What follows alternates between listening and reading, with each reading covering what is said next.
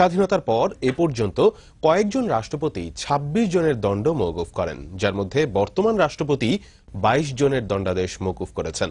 বছরের শুরুতে এমন উল্লেখযোগ্য ঘটনার মধ্যে ছিল ফাঁসির আসামি লক্ষ্মীপুরের বিপ্লবের দণ্ড মওকুফের ঘটনা, আর তালিকাভুক্ত শীর্ষ সন্ত্রাসী বিকাশ কুমার বিশ্বাসের জেল মুক্তির ঘটনাটিও ছিল বেশ আলোচিত।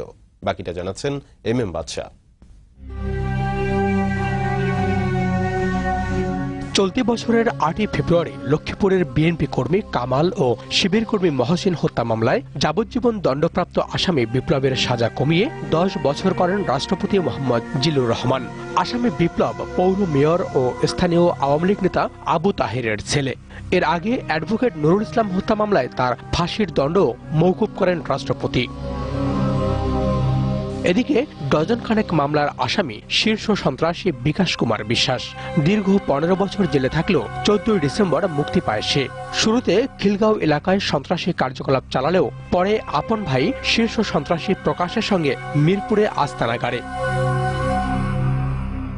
ঝিনাইদহের কালীগঞ্জ উপজেলার শিবনগরের বিমল চন্দ্র বিশ্বাসের ছেলে বিকাশ এর আগেও ২০০৯ সালের ১৭ জুলাই কাশিমপুর কারাগার থেকে মুক্তি পেয়েছিল। কিন্তু এতগুলো মামলার আলোচিত সন্ত্রাসীর মুক্তির খবর প্রকাশ হওয়ায় গাজীপুরের গোয়েন্দা পুলিশ ওই দিনই ফৌজদারি কার্যবিধির ৫৪ ধারায় অপরাধে জড়িত থাকার সন্দেহে আবারও গ্রেপ্তার করে কারাগারে পাঠায় বিকাশকে।